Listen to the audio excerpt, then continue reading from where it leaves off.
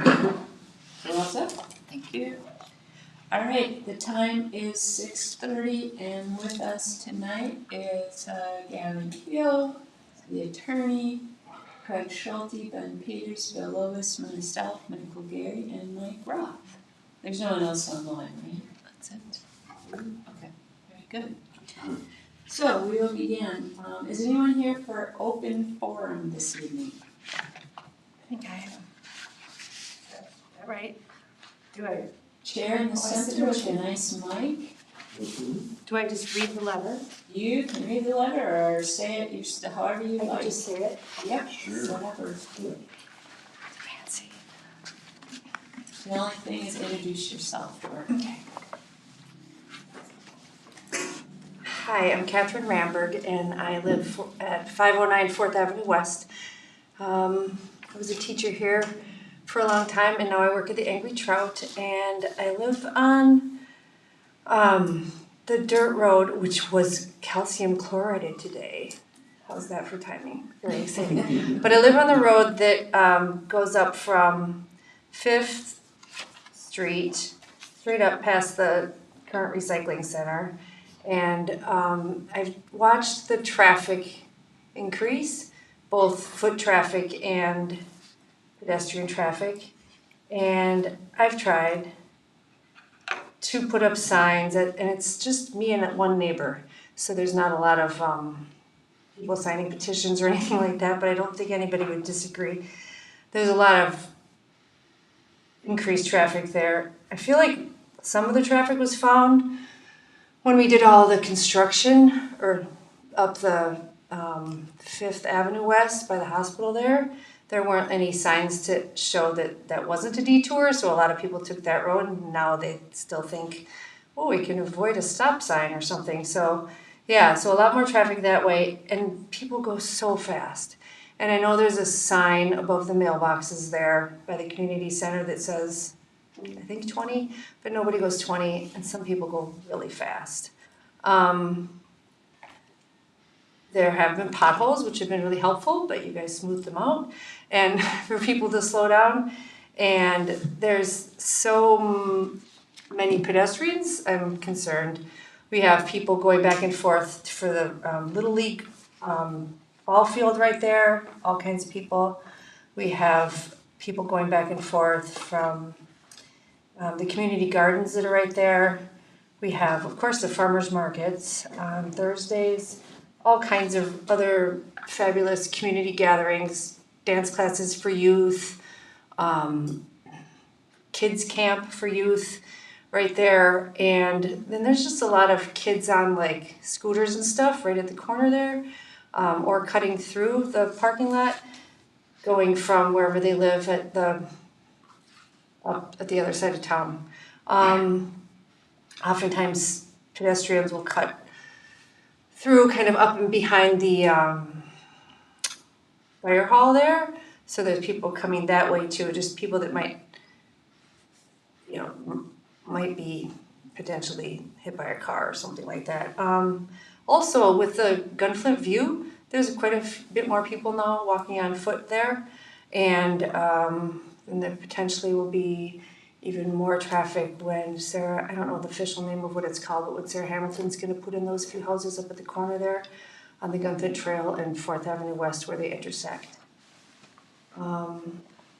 So yeah, as the community advocate, although my neighbor would agree, he's just not the email writing kind of guy, because he has the signs too. I was trying to think over all the years, I mean, this is nothing new. We cut back the trees so people could see this sign for the speed. We put up signs, and I just don't see the traffic slowing down. People come by so quickly. So as much as we all love speed bumps, that was the idea I had, like a summertime thing to put a speed bump there. I figured it would be movable and it wouldn't cost a terrible amount of money. And I'm here to answer questions. Anybody needs to ask any. Well, thank you. It's good to know what's going on. I think that was something we identified in other streets as well. And we'll look at some possibilities and about this, but I wanna make sure the whole council had an opportunity to be aware and hear about this, yeah. Yeah. So, Thank you. guys, Thanks. is anyone else here for open forum this evening? Alright, with that, we'll move on to the consent agenda, if there's any amendments to that, or questions, concerns. Otherwise, a motion for the consent agenda. I'll make that motion. I'll second. Alright, did everyone notice the new park hires? Wonderful, alright, any other comments? No. Alright, all in favor of the consent agenda? Aye. Aye. Okay, that's everybody. We'll move on to new business, resolution 2026-04, Smith setback variance. Yes. Michael. Well, it's not a big one. That's not always what's important, but if you looked at it, you could see that there's, I mean, it's just 3 feet. But really looking at where it's positioned on the lot relative to the houses around it, and also just the way the neighborhood is basically have it, really feels like I don't think it's gonna touch 3 feet on the house. And it was funny in my mind, I always thought there was a bush there, but just on grade, really. But I always thought there was a deck. Yeah, so I did stop by and have a look, and you guys can see it. It's pretty straightforward when it comes to differences. Anyone have any questions or comments?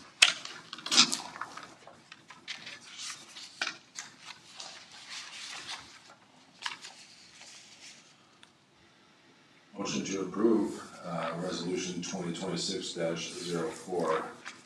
I would second that. Alright, any comments, questions then? Okay,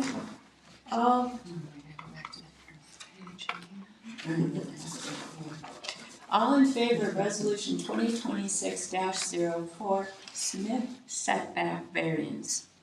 Aye. Alright, I believe that was everyone, thank you.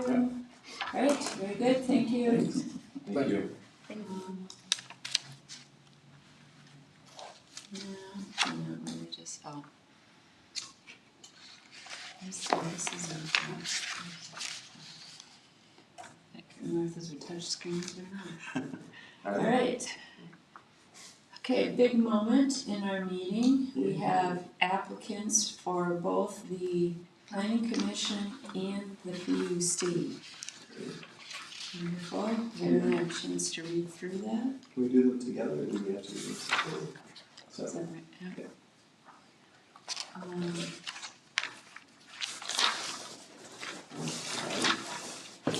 Craig, well, okay, we're doing planning commission first.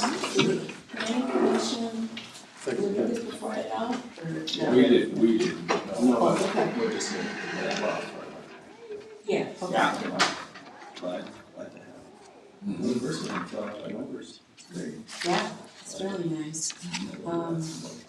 All right, would anyone like to make a motion for seating David Kelly to the planning commission? I'll make that motion. Any second for that?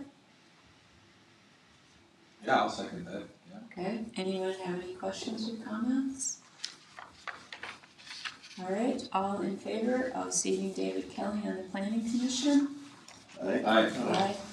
All right, very good, thank you. Thank you, David. You know, and then next, the Public Utilities Commission, Gregory Pierce. Craig, is that something your group? We I have go beforehand? the PUC board has it.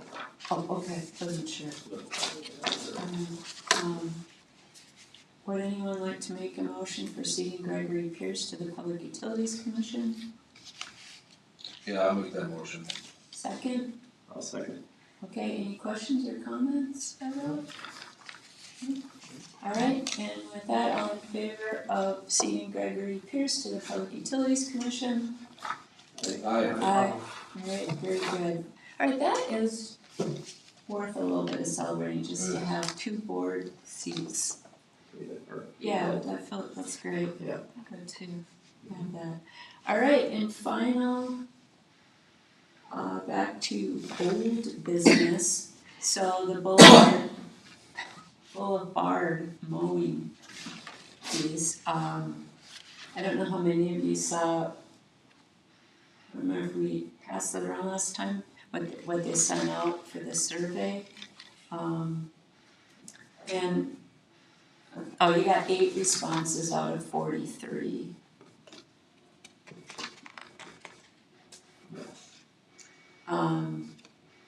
And five of those are the people who do. So Mike, the 3 that are not maintained, are they in this list of the 8? Oh, I guess I missed. No, yeah, because everyone else was doing something in that answered.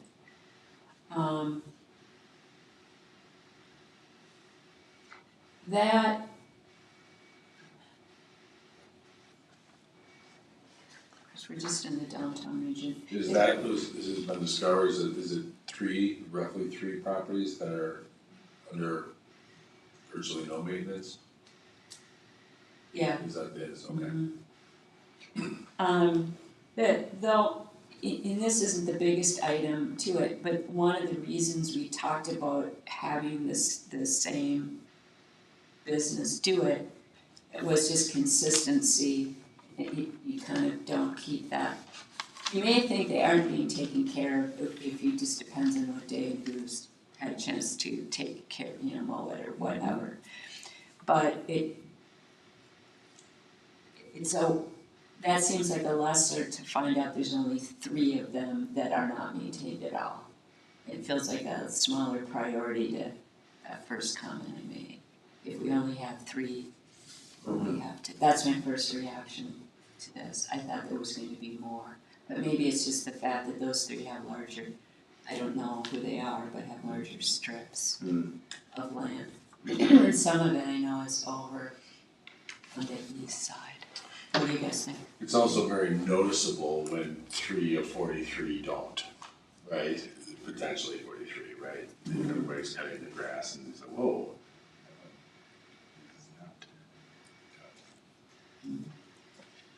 And I agree, it's not attractive.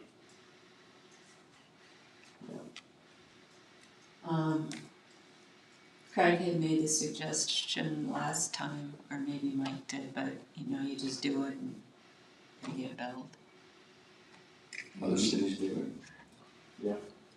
In our zoning or is it our ordinances, it's their responsibility, that's the, okay. And I don't see any reason why that wouldn't be okay to do.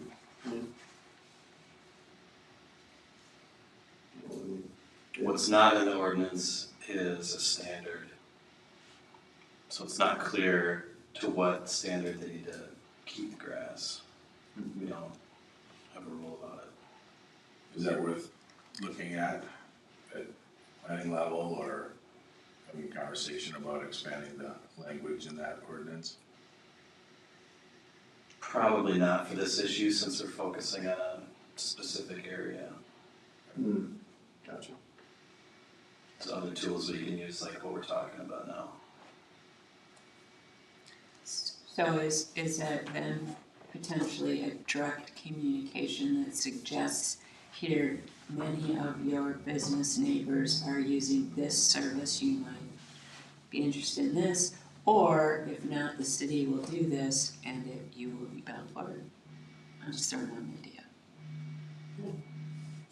They just say like, here's, we'd like you to keep up your property, and if you're not gonna do it, we'll do it and bill you.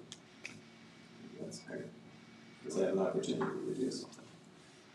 And I think one thing that I don't remember being highlighted in that communication was that we have made an effort after our Highway 61 redo that that's sort of a centerpiece area for our downtown, and, I don't wanna say higher standards, but I don't know how else to frame it, but we want that too. Yeah, and I think we're also be treating it in a similar way to, you know, if it was garbage, right? Or if it was, you know, vehicles parked overnight for extended periods of time, or, you know, something along that effect, right? I mean, they're gonna get a letter, a notice, or knock on your window or whatever, and it's like, hey, are you aware that we have these rules? Right? Oh, you're not? Well, good, you are. Yeah, there is that too, lack of awareness possibly, just, I don't know, you know, once again, I don't know who these property owners are, but, yeah, it can't hurt to restate that part of it too in the communication. Of the three, there's one I fully expect to mow. The Aspen Lodge, when we went by, none of their grass was mowed. Spruce Glen was nicely mowed. Same owner, same operation. So it could have been timing, but it was very tall, so hard to tell. Oh, I see what you mean. See, there we go, there's that whatever day you happen to get out your lawnmower. Right. Could make a difference, They've typically kept their property very nice. yeah. Okay. You know, at the motel, we've got, I mean, we have the same contractor that does across the street, and they do the post office, and they do ours, and I think they might even do some little bit of work around Johnson's or whatever, so it's usually in the same time frame, because why would you wanna mobilize 3 different times on 3 different days, right? So, Yeah, that's why we thought if we worked with them, it would do just that. yeah. And they do other people down the street as well. And close, well, the Dairy Queen and around there too. So, so that might be a bad day. Potentially you'd think that would be a consistent thing. And that leads to larger. Chris, we only heard from 8 people. Maybe one thing if we heard from more than just to confirm what they're doing, that might have been nicer too. We did hear from Saffron as well, that she has a lot of these contracts already. Mm-hmm. Which adds to efficiencies. There's also a number of properties that probably don't have any boulevard to maintain, that are right. That would have gotten noticed. Oh, how would we distinguish? Good point, if we didn't. I certainly did up the street. You know, once we went anything past 8th, I noticed who didn't have any grass. So then a kindly reminder letter with the things you just mentioned goes out to, well, we still really, you know, we're only hearing from 4 people, we haven't really, or is that because you also did a visual and saw that they weren't just knee-high in weeds? Yeah. Okay. Cause some of them, like farther up the hill that are clearly neglected, you can tell, and it's like a little mini jungle, but probably some tansy. For which I'm the weed control person. What an odd statute that is. Somebody has to do it. Oh, okay, so maybe just another little letter and then for right now with all those pieces to it. All right. Well, I can let you hear from me again. I've mowed mine and weed whipped it 4 times since the last time we met. And I've gone a fair distance further because it looks like it's mine, but it isn't. But to make it match and look decent, but to me, the eyesore is you can't see the boulevard for all the cars that are almost permanently parked along the curb. And now food truck advertisement signs and pop-up weekend sale signs and traffic congestion signs ahead on the other side of the road.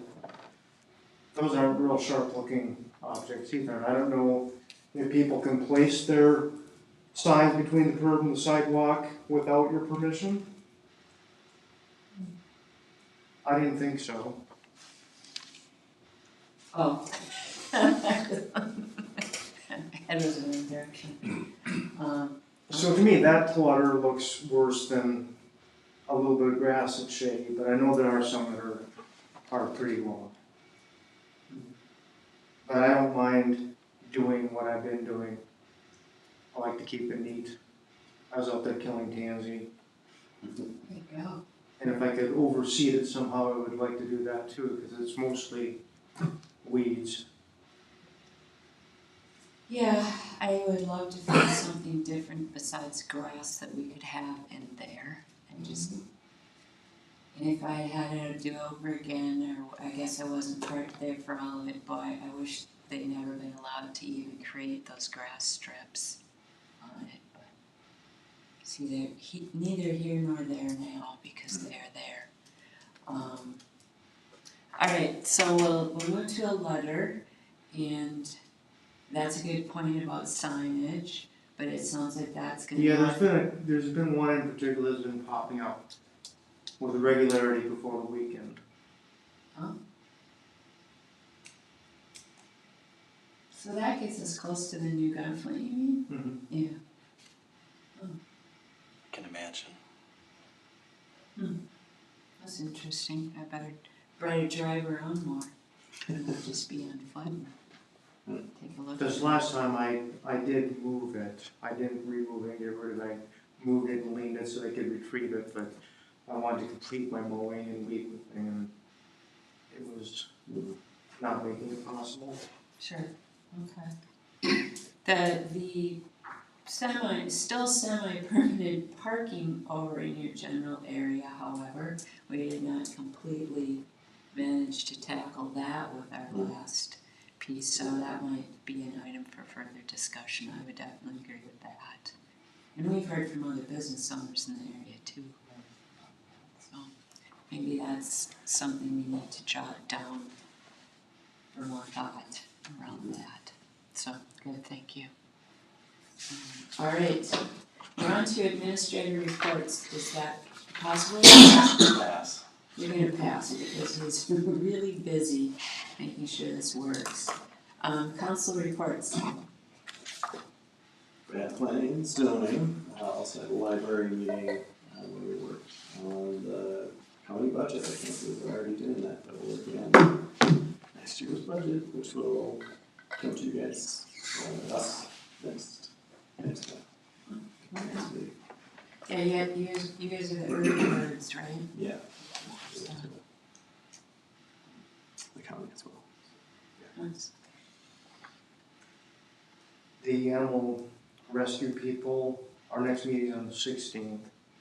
The most recent one, I think you could fairly say that they're pleased and excited with the prospect of having a place to call home, and they are actively coming up with some fundraising ideas with a target number of, exceeding or meeting and exceeding that match amount. Just because they're aware that they're gonna need more money to do interior as well. That's my main takeaway there. Oh, that's positive. Yeah. That's nice. I want to see the future, great. Nothing was planning and zoning. Craig?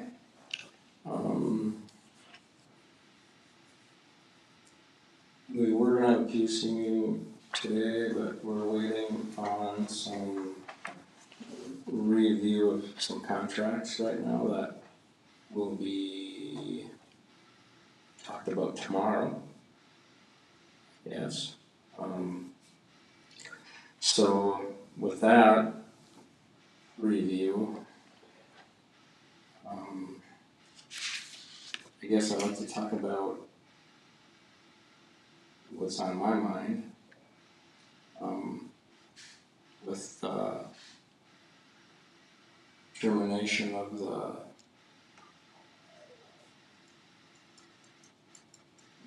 water, or the not septic, but with the ponds that G&G were hauling. We suspended that back in what date? What May something? And so we've been kind of trying to get things together with a testing schedule, testing plan, industrial use contracts, and my goal would be to try to get this process back on track again. I feel that we as a city have made a pretty good stride and a pretty good attempt to implement a testing schedule that is far and above than what we were doing or than what we actually technically need to do to monitor mercury. And with the testing that industrial users already do, if their testing is increased, I'm not sure how many more tests that they're gonna be doing on those contracts, because I haven't read the contract. But I think that we're making good steps in good faith to handle this product the best that we can with the equipment that we have, and do it within the realm of what's acceptable by the rules and regulations that we have to follow, that we have been following. And this is like something, this isn't something new that we're taking on, that we're doing. This is something we've been doing for 20 years. So I hate to get wrapped up into the political aspect of all of this, but I think under the scientific aspect of what we're doing, I don't think we have problems with the MPCA. They haven't been relayed to us. I would like to speed this up as fast as we can. We have issues that we've caused a private business person who lives in our community, has been for many years. And also, it interrupts the business that is at hand for the city, as far as our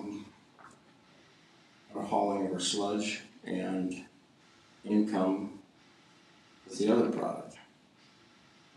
I think mercury was the big driver of this, but after studying a lot of this and talking with Scott at the plant, I think we've taken steps to mitigate that, and I think our steps are proper. And with the new testing that we're gonna be doing with it, we'll find out. But if we don't do anything, you know, I know it's a timing thing, it just seems like it's been dragging on for a long time. And we're close to get things prepared for what we need, but I'd like to see it move as fast as we could, to re-implement the, or put back, you know, reinitiate the hauling of it. This is a temporary suspension, and we've done a lot of work, I think, towards establishing, showing good faith that we can handle this. That's how I feel about it. So, if anybody else wants to talk about it, I think eventually we will have to talk about it. Sounds like that's moving that direction. Contracts and. Yeah, get the contracts tomorrow, reviewed anyway, but that's where I'm at with it. Is that everything for your reports? That's all I got. Okay. Let's see. Okay, we got Catherine Ramberg. She sent an email, I'm not sure if I'd gone to everybody first, maybe. I'm gonna send it out to Ben Hallberg and ask him if he can put one of those speed. Oh, yeah. Trailer. Yeah, for a little bit and just see, that's always a good first start for that and see what's really going on. We had an HRA, EDA, yeah, and my Mike and I, regarding the property of the cities with the proposed apartment building earlier this week. And they are looking very seriously at the same developer who did Gunflint View Apartments. And they have made an interest to doing this apartment. And one thing I liked about it, we'll see some concepts a little bit later. So it's not the same look that we saw before, and there's no side separate building, if you remember that. But they had to act quickly, so not all the they're still working out their details. But this would mean 11 out of the 16 units would be income adjusted, or what do you want to say that, which in the prior time it was 8 configuration. So I like that, it's just a point. One piece too, in putting together the financing, not only would we get we have that very large grant from the state, but other interested parties that would like to see this come to life is Boreal Waters, and that of course is the old Duluth Superior Community Foundation. They've renamed, but so they do our Grant County Community Fund, they're the ones that manage that. And they're interested in the St. Paul Minneapolis Foundation, did I hit that totally right? I think that's right. They also are interested in financially helping with this project as well, among others. So the developer already has a pretty good timeline in mind, even at the level of talking about when to move work crews, and I mean, so there's a lot of seriousness here in their thoughts, and so they're going to be working forward at that. There's some other important steps. They have to fill out a sheet to the state to show their ability with this project too, to make it go. So they have some, and there's a few other important steps, and very shortly then we will be asked as well to do action steps, because of course we have never formally transferred this property, so it'll be a part for us as well. So that's an update on that. Had a subgroup meeting with the EDA for TAC Harbor this morning. We just wanted to review now that the project is wrapped up, what do our next steps look, our initial reaction. That was really pretty positive. And we've got some good ideas, and we realized this could be very big and very long, but we have a better idea, I think, of how we can work with Minnesota Power. Probably not Cleveland Cliffs at any degree, but Minnesota Power in some other ways. This is the long game. But that, good first steps on that. And then I went to the conference last week. And I went to a lot of different sessions. 2 of them were about how to find dollars and move projects along, thinking of our wastewater treatment plan. And one of them was interesting because it was hosted by SEH Engineering, and they brought in Floodwood as an example because they're guiding them through a really large project on housing. And they just talked through all the steps they had to do and all the things and where they went for money. And so it was a good real life example. How big is Floodwood? I forgot. I don't know much. They might be smaller than us. Okay. But they're doing some big housing pieces, and they got an interesting story of how they got the land, and just really using for once, I really watched them use an engineering firm to give them guidance through all of it. You always hear about that, we'll help you find money, but that was a good example of how they, along with everything else, just prepping. And I went to another, and once again learned about the importance of just all the process that you need to go through in general to get ready, and what you need to do before you even ask for the money. What actual steps you need to take when you're doing projects. So that was good. I went to a couple different mayor things. It's always interesting to hear their different problems. And a large theme continues every time I go to these about the difficulties people have in their communities with civil conversations, civil meetings, the in-your-face from residents and people all the time. And one little small anecdote, sitting with a newer mayor was, and they're a little bit bigger community than us, St. Francis, but part of what led this is they have more rules and regs about their, what you can do or not do in your yards, right? About, you know, like you can't park in your grass or whatever, right? That we don't really have.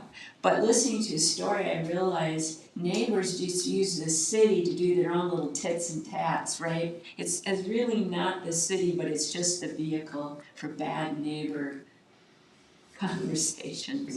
But they get caught in some of that. But it is it's not really good to hear what other cities frankly put up with. So that, there are always a lot of sessions and workshops on that, and I did go to one, it was themed about how to work within council members and just in general when you're engaging with the community on projects, and so. That was good, there's a lot of work sessions, I went to all the people and talked to different vendors, and infrastructure projects. And there's so many, sometimes it's really hard to know, you miss out. Like, it was good if you have more people go, because you can split up. And then awards dinner was very good. And walking grants, yeah. I'll have, when I have a moment or two and get more things together, I'll bring some stuff in, but yeah, it was a good conference. That's it for me. Which means, we're done. How about that? Is that record breaking 7:07? Record, but it was. Not close. Yeah, not the